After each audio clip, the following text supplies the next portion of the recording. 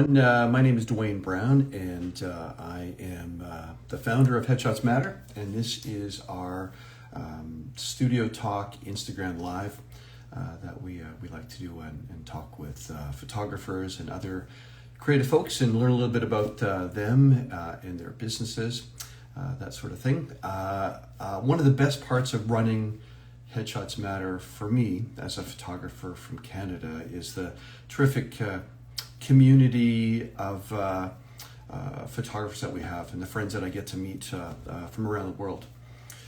And with that in mind, today I'm very pleased to be chatting with Tia Haygood, who is a Tokyo-based photographer who is originally from the United States.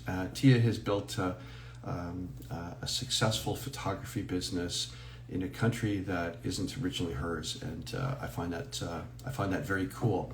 One of the things that I love about Tia's work isn't the fact that she's a great photographer, but it's just the care that she puts into every photo she takes in regards to the people that are in front of her camera, and I just think that's quite remarkable. And we're going to have a little chat with her this morning. I'm going to bring Tia in. I'm just going to work on that right now. Minimal clumsiness.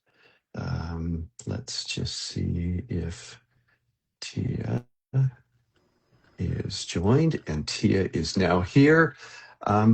Good morning, good evening, Tia. How are you? I'm doing fantastic. Oh my gosh, this is my first collaboration live on Instagram.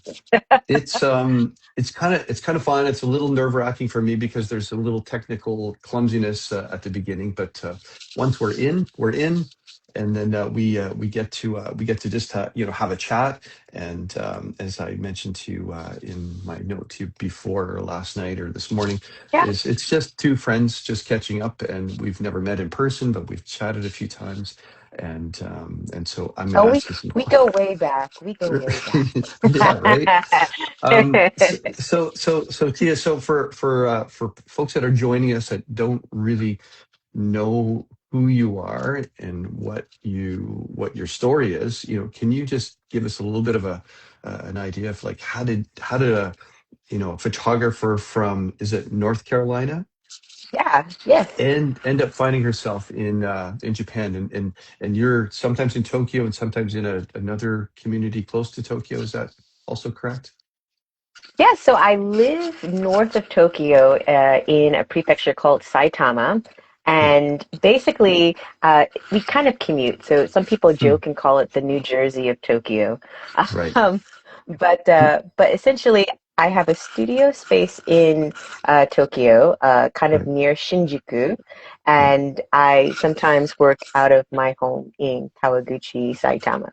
So Wow. yes. What originally brought you to Japan?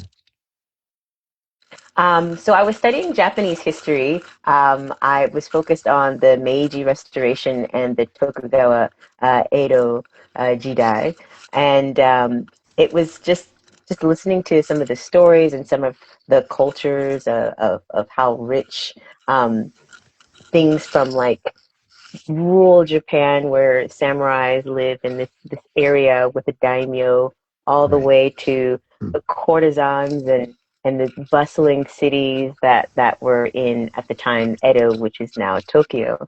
Um, Hmm. it was just like something I just dove into in college, well, in high school and throughout college. And I said, you know what? I'm graduating. Let me Yeah. just spend 1 year Yeah. in Japan, and 1 year has now turned into 15 years. 15. That's fantastic. Yeah. Did you learn photography there, or were you doing it back home in the States? So I was photographing as a hobby. It was something I picked up from my grandmother. She was kind of like the family photographer for all of the milestones and family gatherings. And I was inspired by her. And I got Right. my first camera when I was 13. Hmm. Um, and it was just something that I just did, in my spare time. But when you come to Japan, it's such a photogenic country, Yeah. and I just really wanted to capture it. Mm. So I was doing travel stuff, I was doing food and cuisine before I actually started my Mm. business in 2016. One of the things that I mentioned just at the beginning about what I love about your work, or you as a person, you as a photographer, is how much care you put into just the idea about making sure that the person who you're photographing is feels safe, feels respected, feels calm. And Mm. is that something that is that the type of person you've always been? And is that something that you as a person, your personality brought to your photography? I mean, I've always been an empathetic person growing up. Right. I tend to want to have people feel included Yeah. in a community, in the classroom, um, in the neighborhood. And Yeah. so if I found somebody or saw somebody who felt isolated or alone, I really Mm. wanted them to feel included. And that's Hmm. something that's kind of been with me throughout my childhood. Mm. When I started Top Tia, the name of my studio, I was Yeah. photographing a lot of people in corporate who are way smarter than I am, and commanded these really amazing careers. But Yeah. there was something that isolated them when it came to Mm. gender dynamics at work, or the fact that Mm. they're not Japanese in a certain Japanese oriented space. There was Yeah. something that they felt insecure about. Yeah. Sometimes it was their identity, sometimes it was their body. And them coming to the studio was an opportunity for me to unpack that as much as a non therapist can, but really just give them an opportunity to shine and Yeah. workshop what their best sides are. Yeah.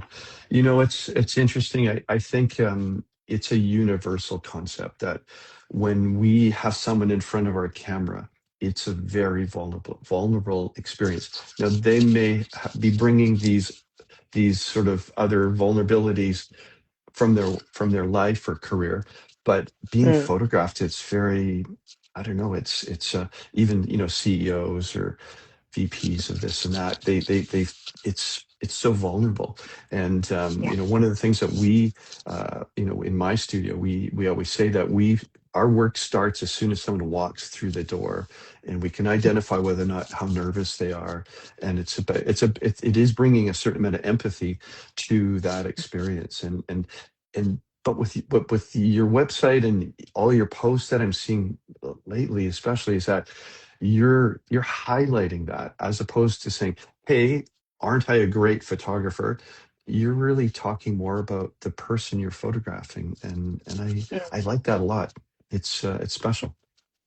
Thank you. I mean, at the end of the day, it's not really about me, but Yeah. really just putting myself into the shoes of someone who's dreading Hmm. being photographed. Yeah. I had the privilege of being photographed by someone who I admire and share values with, Yeah. and his name is Aaron J. Young. If you've seen him on Yeah. Instagram, Yeah. his Yeah. work Yeah. is gorgeous. Yeah. I agree. Um, and I was nervous. I paid all this money to be in front of his camera, and I'm like, oh my Hmm. goodness, you better make this work, Tia. Yeah. Yeah. Um, Yeah. and that kind of vulnerability in front of his camera, you just kind of you have to just unpack that a little bit Hmm. and really have fun with the opportunity. Yeah. And he was so enjoyable to Hmm. work with, and that's kind of how I also like to Hmm. have the experience. So I wanted to experience what I offer as an experience to my clients, if Yeah. that makes sense. Yeah. And I did, yeah, and that's how I want people to feel. I what I like about watching, you know, Aaron's Instagram account is that he brings a fair bit of his own vulnerability forward, right? You know, he's Mm, photographing himself. When you look at the end result of his work, it's like it's wonderful.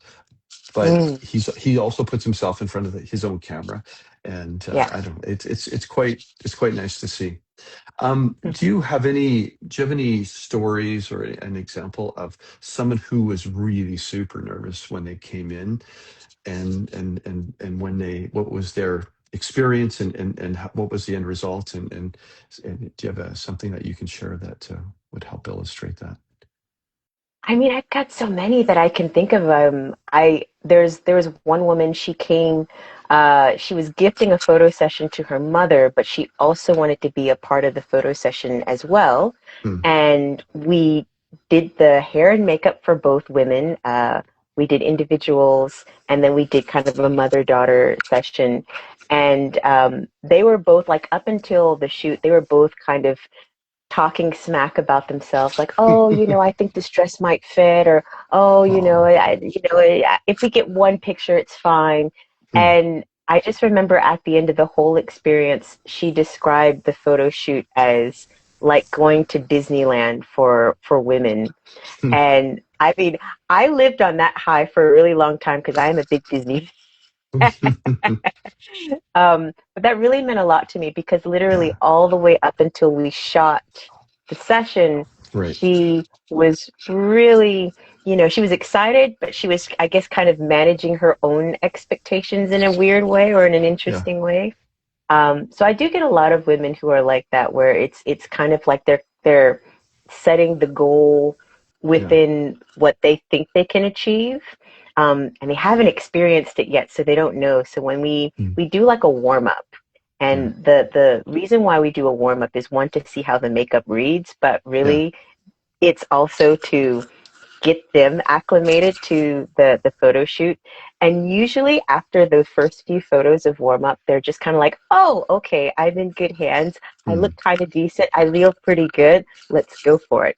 And literally throughout the session, we go through, several looks. And at the end, Yeah. that's my favorite time because we Hmm. have this thing called a grand finale Yes. and we just go nuts. Hopefully by that time, the person's kind of has some confidence Yes. and they're ready to take whatever I throw at them, and I warn them in advance, like, okay, you might get sparkles, you might get fabric, you might do a twirl, we might do something really crazy. Yeah. The And people are morbidly curious. were these women Japanese? There, it's a mix. It's kind of like half and half. So it's half Yeah. Japanese, Yeah. and then half non-Japanese women. Hmm. And then from that, it can range from people from the UK, Australia, the States, Africa, Yeah. Southeast Asia. So it Oh, really is kind of an international space. that's really cool. Do you find that the personality or the nervousness or the just even the experience that a Japanese client might be expecting is different from an American or from a British client? Does it seem a bit different, or is it somewhat universal? It feels universal. And it's funny because when I first decided to start my business, I was really Hmm. nervous for meeting the Japanese expectations. Yeah. I'm sure some people have heard the term omotenashi, where the customer is not king, the customer is God. Ah. and and your customer care has to be top notch. Sure. So I was really worried, that I would be failing to match my Japanese clients' Yeah. side. Hmm. But to be honest, there are people who are particular of all races. Yeah. There are people who just have their authentic style that they know and they don't want to deviate from, and we Hmm. want to be respectful of that. Hmm. And for some people who are really nervous, but they're like, you know what, Tia, I trust you. You do Hmm. your thing. Makeup artist, you do your thing. We get kind of nervous when people say that because we could do our thing and then Yeah. that may go to the left and then we have to pivot to something that Sure. they maybe the client feels really comfortable with. Hmm. So I actually respect particular people or people who are particular because they really are locked into what Yeah. they feel is their authentic self. It's just the concept of that the client is God, and that you Mm-hmm. need to treat them with the utmost respect and care. And sometimes I think anyone who's a photographer that is starting out might think it's all about the lighting and the end result, and just that experience, generally speaking. But empathy is empathy, right? It's about trying to put yourself into the client's shoes. And Mm. so treating the client like as a god, it's different with different people, and it requires an Yeah. empathetic person to be able to sort of think, well, what does that mean, right? Like maybe it's Mm. a CEO of a company in Tokyo, and really how you're going to treat him or her as a god is get them in and out in like 7 minutes. But maybe someone Yeah. else needs 2 hours and lots of love, and it makes it fun, right? It does. It's really it's because last week I was photographing a CEO and we had that tight time Yeah, crunch that we had to get in, get out. yeah. But in between that, making the connection is Yeah. also kind of a PowerPoint Hmm. for photographers. So connecting with that president or the CEO, a quick joke, that's in good taste, Yes, of course. and making them feel just like at ease and they're Yeah. having a little bit of fun, so that they can elicit the emotion you want them to. Yeah. Uh, but again, it's the same thing. I had a client where we literally talked for 45 minutes before I Yeah. even picked up a camera. Nice. Luckily, that 45 minutes was while they were in hair and makeup. Yeah. So Yeah. there was we could overlap some things, but Yeah. yeah, it was something that she really wanted to kind of unpack some things in her life Hmm. and really just build out her vision for what she wanted to do. Yeah. She had a lot of things that she wanted to do, and we were like, okay, well, we've got 90 minutes. What's the one thing that Hmm. you want on the cover of your book? Of all Yeah. the things that you've told us that you want to photograph for, what's the first chapter? Yeah. What's the cover? And it was a really good conversation. Do you think that it's possible, like, there's a lot of photographers that might be watching this that are younger, just starting out, and maybe they haven't even started their business yet. Do you think it's possible to learn the empathy and to learn the emotional intelligence that's involved in figuring out what's that one or two things that it might be insecurity, it might be how you can make that person feel comfortable? Like, I get the impression that it's just part of your DNA, like you, as you said earlier, you like making sure that people feel comfortable, regardless if it's photography or just a friend or someone on the Yeah. street, right? But is it Yeah. learnable? I feel like it could be. I think for me it's effortless. Maybe for Hmm, some people they might have to put extra effort into it, but hmm, it makes me think of of a client I photographed. Um, I photographed her and her family. yeah, She was a grandmother, and she wanted to have a photo shoot on the beach with her daughter and her family and her yeah. grandkids. And I remember taking pictures of her, and then I delivered the photos, and she liked them. But Hmm, afterwards, she was photographed by another photographer for a business yeah, venture. And she came back to me and she said, the photographer really didn't make me feel as special as you made me feel. yeah. Um, and I really felt sad for that client. Hmm, But I understood that not every photographer, um, their personalities might resonate with the people that they're photographing. yeah, And I understand some people have a vibe, some people have a method, um, but someone said it really doesn't matter how good the pictures are, it's how you make the person you're photographing feel. feel. Yeah. And you could be photographed by the top photographer in the world. If you made Hmm, that person feel, hideous or hmm, feel like they question their value, um, yeah, the photos won't be as cherished as yeah, maybe if they were photographed by someone who did make them feel like a million yeah. bucks. I totally agree. It's something that I've learned, is that even if you as a photographer did a really lovely job, and you think it's a great photo, and even them at the time think it's a great photo. But if they were feeling something, whether even you made them feel this way or they were feeling it, if they brought those feelings into the studio from an experience that happened that day, whenever they look at that photograph, it just evokes or brings back the feelings how they felt. And so no matter how, Mm. like again as photographers, we have this wonderful opportunity to use this technical machine and lighting and physics and all this kind of stuff. But also if it's not a human experience, it's you miss the mark. So it like what we get to do is, it's not for the faint of heart. It's tricky, right? It's but Yeah. very exciting when when everything comes together, all the technical and creative things, but then the human things. It's pretty Mm. cool. Yeah. Do you feel like you've been there for 15 years, Mm. and does it feel like home to you? Does it feel like you're visiting from somewhere else? Does it feel like now this is your home? Mhm. I just want to get a sense of your feeling, your sense of belonging in a culture that wasn't yours to begin with. I mean, it's funny because I left the States. I graduated college and Mm, I was in a point of transition, and I just wanted a break, like something to kind of just put me in an environment where I could grow as mm, a person without the challenges I was facing back in the States. mm, Um, and so for me, it was really just being in my own space.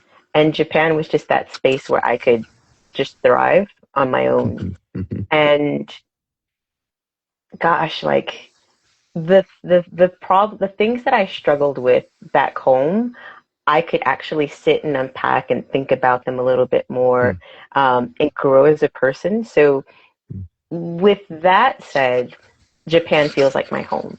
Yeah, Because it's a space where, not to jump into politics, but sometimes the racial dynamics, of the United States does negatively affect, um, sure.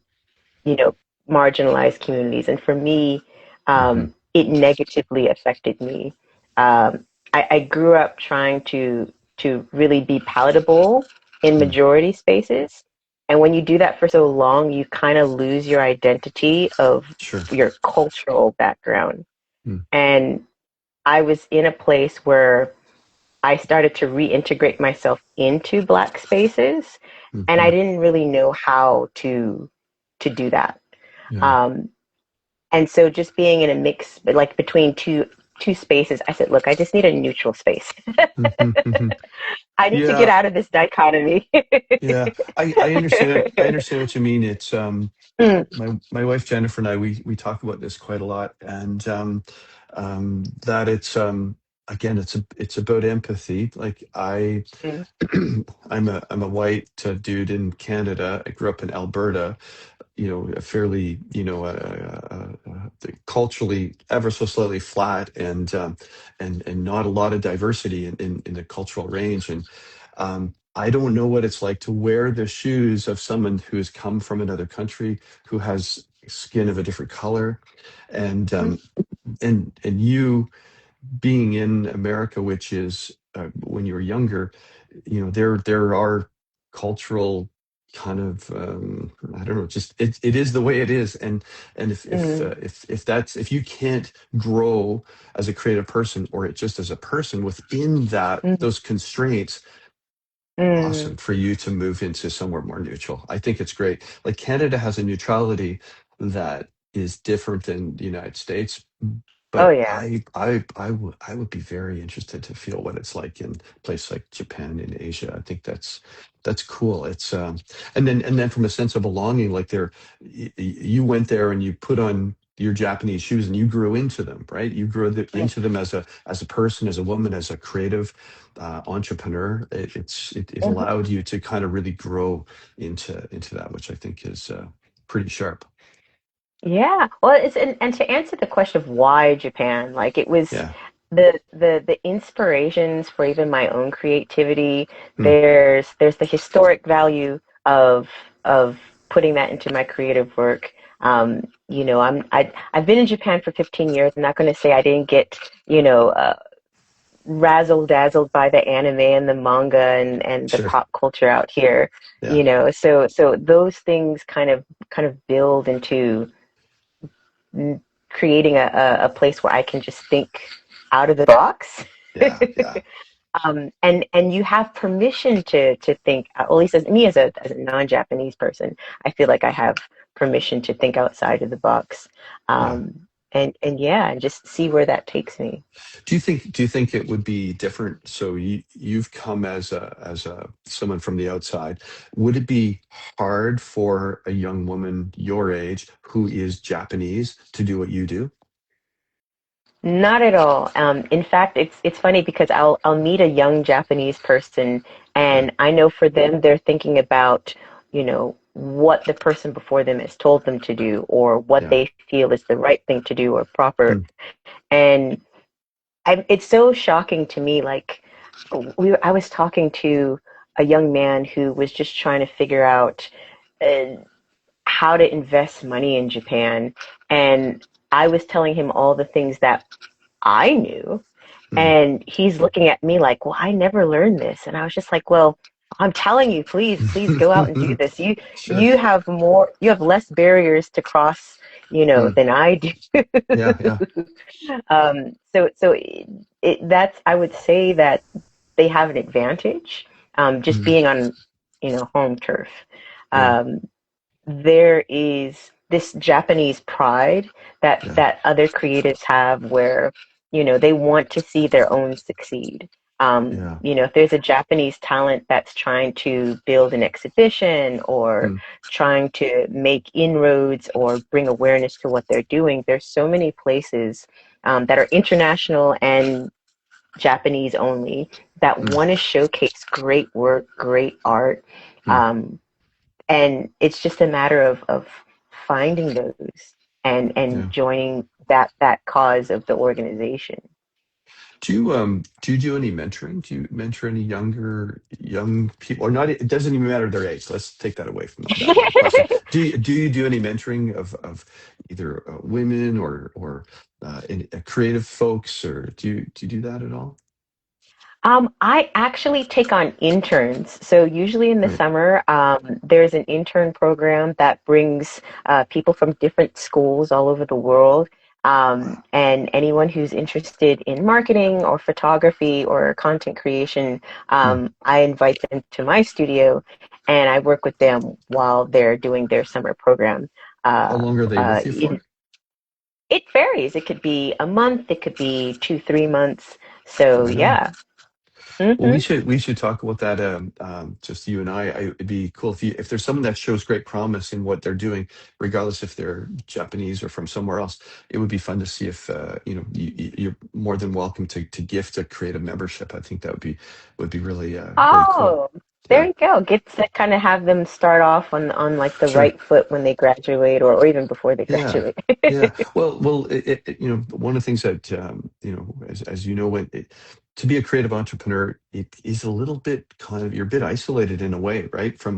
So what Headshots Matter brings to it is that we have, as you know, photographers from all over the world, and we get to talk and we get to share ideas and ask questions, and no one's really stepping on each other's toes. But really, the beauty of it is this sense of community, right? That's we Mm, support each other, and so if there's someone who's young who's I think that's a good thing to learn. It's not yeah, not easy to learn that stuff. Um, true, true, true. um, how do your parents feel about you living so far away from home? Um, well, my when I first moved, I moved the year the earthquakes and the tsunami happened. Right. So beforehand, I'd already planned to move to Japan or go to Japan, and everyone was Hmm. fine. But then when the earthquakes and the tsunami occurred on March 11th, Hmm. 2011, uh, people were kind of second guessing, like, "Are you sure? Are you sure you want to go? It's kind of unsafe." And I was just like, "Well, Yeah. Japanese people don't have anywhere else to escape to, so I'm gonna." Right. I'm going to be among the Japanese, like I said I was going to do. Hmm. And uh, they were really supportive. Hmm. My family was really supportive, and they've always been supportive. They kind of knew that they were going to see me off to Japan Hmm. from when I was 17, and I was, begging them to let me go to Japan. Yeah. Um, my mom unfortunately has passed away in Hmm. 2020, but she was my biggest cheerleader when it came to finding the resources to Yeah. go to Japan, fly to Japan, um, and by the time I came, by the time I moved to Japan, I'd already studied abroad twice, Hmm. um, once in high school, once in college. So yeah, they Does it always knew that yeah, does it Japan was feel going to take me. does it feel like your mom's with you now? It does. It does. Yeah. I try. So a lot of my uh, personal work, I try to incorporate the things that she was known for.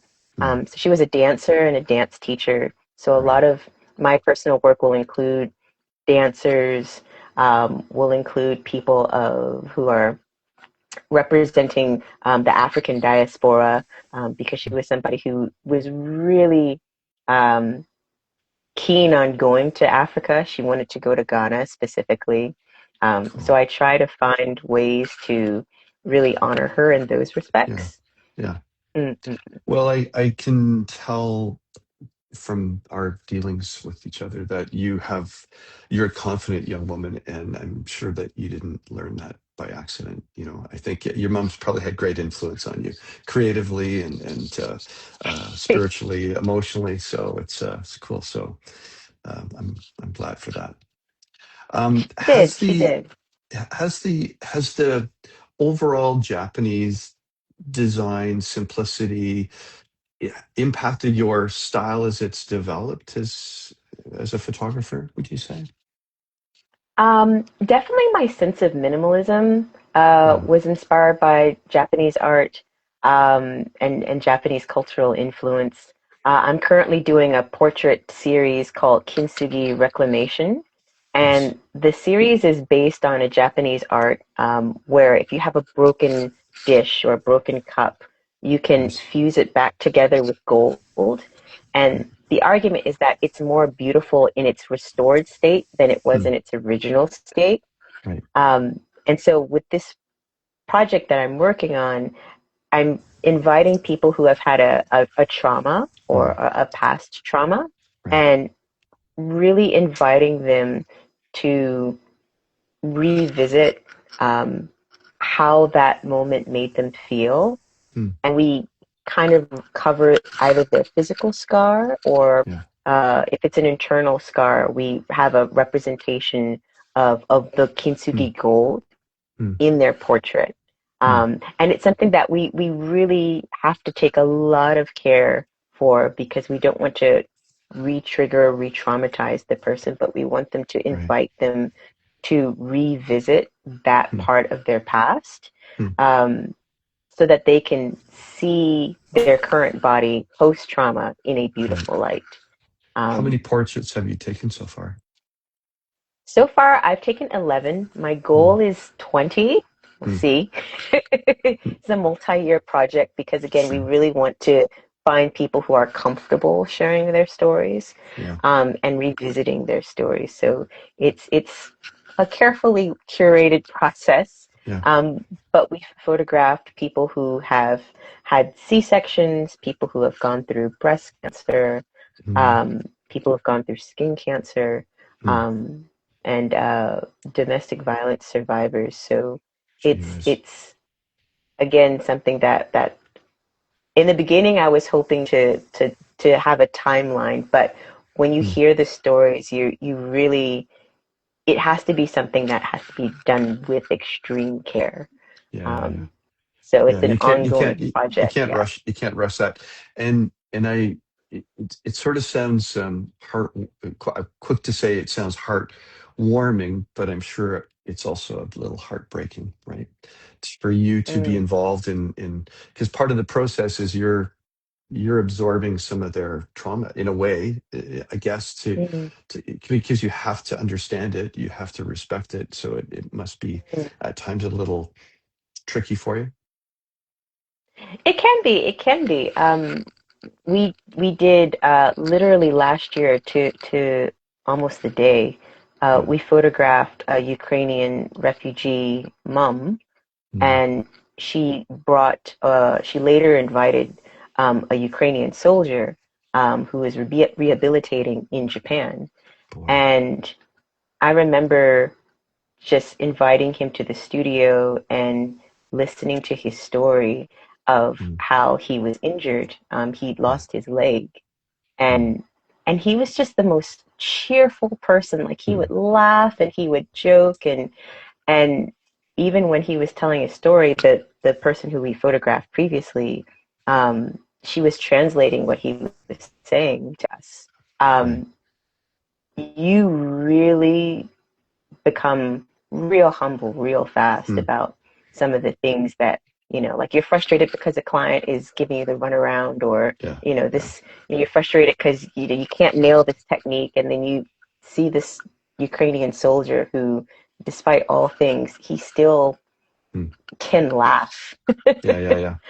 I think It's beautiful, yeah. I think it's very interesting as photographers. We have to kind of embrace adversity in order to do our job well. We have to, in my opinion, and I think you are the same. You have to embrace humility. That has a Mm, connection with empathy. Uh, mm, all of this stuff is the glue is respect, mm. and then we learn creative tools to be able to kind of photograph and bring this stuff to life. But it's as a human experience, this stuff is it's really good for us, right? It Yeah, shows us what matters more than money or more than prestige or status. Yeah, it's good. It's really good. absolutely. Um, what advice would you give someone who you said you were 17 when you found yourself? Okay. What advice would you give someone who was 17 or 19 or in the early 20s who were on the kind of precipice of a big change that they wanted to kind of do something that was, really different than what they're doing? What advice would you give them? If you have a passion, if you have something you really like, something that brings you joy, Mm, don't let anyone take that away from you. mm, Uh, I understand, like, people want to conform, people want to be like the cool kids or the normal kids or any kid, or they want to do, they want to feel like they're obedient or that they're doing the right thing or they're doing what their parents and teachers tell them. But mm. there's no greater gift than to know what truly brings yourself joy Right. early on, and really protecting Mm, that joy, mm, in the face of people who make fun of you, in the face of people who think it's a stupid joy. Um, Cultivate it, grow it, mm, really lock yourself in with it, regardless of what anyone says. mm. Um, I always, it's a fun story. In high school, I always had a respect for Gothic kids because nothing Mm. is out of the norm than somebody dressed in really, really baggy pants Yeah, and a Slipknot graphic T-shirt. that's great. Um, they've locked into their Hmm. sense of self pretty early on, a lot sooner than a lot of us normies. Yeah, but but I have a lot of respect for people who display their joy openly and yeah. unabashedly. I like that. That's great. I wanted to. I should have said this at the beginning because lots of folks, follow are watching right now, and they may have made comments, but I tend to not be able to kind of have a conversation and read comments and answer. So yeah, I like the conversation best. If any, we're going to be reposting this, so it's not live. It'll be just something that one can watch. And if anyone who is watching this and had a comment or a question or has a question for for Tia or myself, just do it in the reposted version of this, which I'll do it in a little while, a couple hours from when we say goodbye. Yeah. Is How would people find out about what you're doing commercially, but also your personal project? How do people find out about that? Well, I have my Instagram, so Yeah, at Top Tia Photos. You can follow me there. yeah. I'm also on LinkedIn for a lot of my work related headshots, events, um, team headshots. So more business focused over there. Hmm. Um, but honestly, just sending me a message. I'm pretty responsive, so I try to Yeah. reach out to people as urgently as I can, um, and I can let people know there. I love talking. If you haven't guessed. That's good. To go sideways a little bit about social accounts, platforms. Hmm. What is better for you from a business perspective or from a generating new business, LinkedIn or Instagram? What's your preference? Ooh, great question. Somebody asked me this the other day, and I've got to say, for a lot of personal projects, Instagram takes the Yeah, cake. yeah, People who are celebrating a milestone like a birthday, or they want to do something while they're visiting Japan, yeah, again, Instagram. Uh, for people who are local, yeah, getting their headshots done or shooting something that they're hosting, usually people tend to find me pretty easy on Google or through AI search. yeah. So tipping my hats to the SEO gods on that one, but yeah, I don't usually get a lot of inquiry DMs on LinkedIn. People Yeah, just kind of decide they're going to go through the appropriate channels and put in an yeah. inquiry so that they can go through the workflow. Good. You know what I try to tell photographers who I think photographers, generally speaking, have always been drawn towards Instagram because it's a visual platform. And whenever I talk to them about LinkedIn, they'll say, "Oh, it's kind of boring and it's not really for me," or I don't understand it. But you Mm, know what you've just said, those three things, and Facebook has to play into that a bit too. I don't know if Facebook is as prevalent in Asia as it is in sort of the Western part of the world. But I always tell yeah. photographers, do it all, do everything, Do it all. Yeah. be a Do it part of all. everything, right? You know, build good SEO. Actually, first and foremost, build a good site that tells your story, Yes. and then have these platforms kind of be the spokes to the hub that people can find your Mm, story, right? mm, mm, It's mm, mm. I think regardless of what country you're in, what level you're at, I think it's do it all, because what you've just Exactly. said, Yeah. that it's like some folks will find you here, some might find you here, and some might find you here. So why shut a door, right? Yeah, exactly. And I market to mid-level career women, women Mm, who are in management, women who are executives. But that doesn't stop men from yeah, sending an inquiry. That doesn't stop people from asking if I do maternity shoots, yeah, even though my website clearly looks pretty corporate. Um, hmm, and you're not. I know sometimes people say you're alienating this kind of people or this kind of person. That kind of.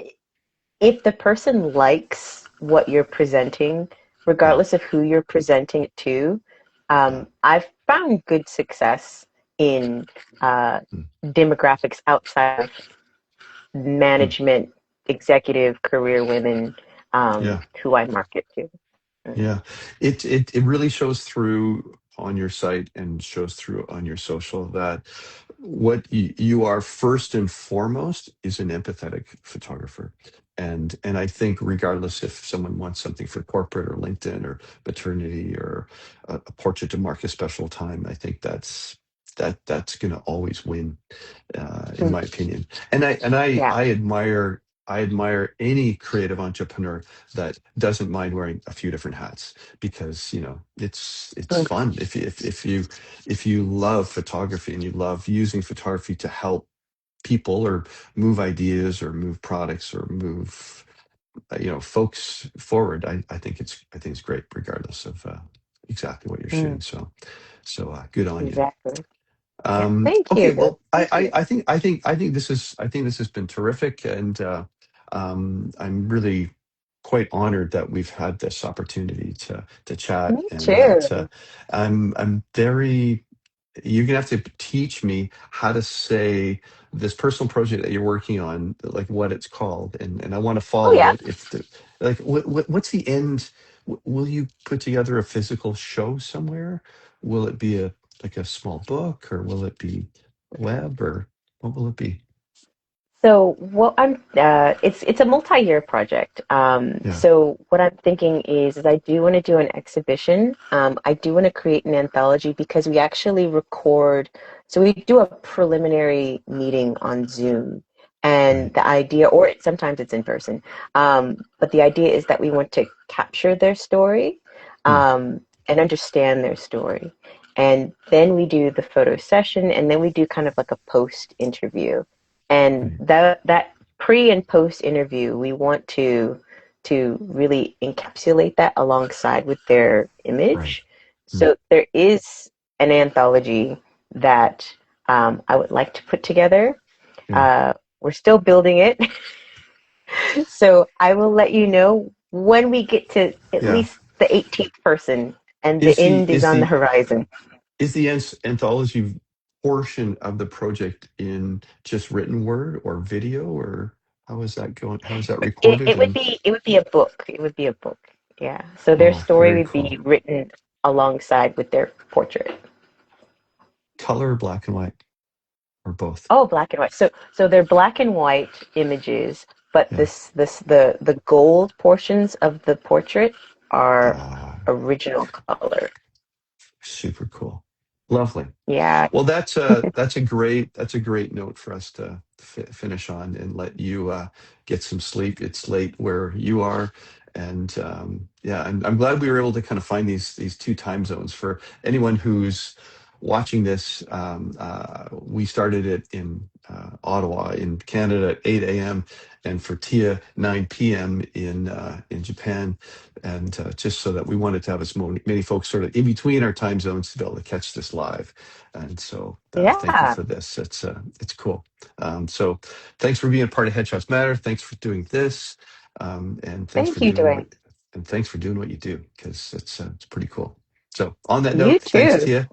Well, all Thank right. you. Okay, we'll be in touch soon. All right. Okay. Perfect. All Thank right. you. You Okay. guys have a great morning and good evening. All right. Good. All right. Cheers. Bye bye. Bye.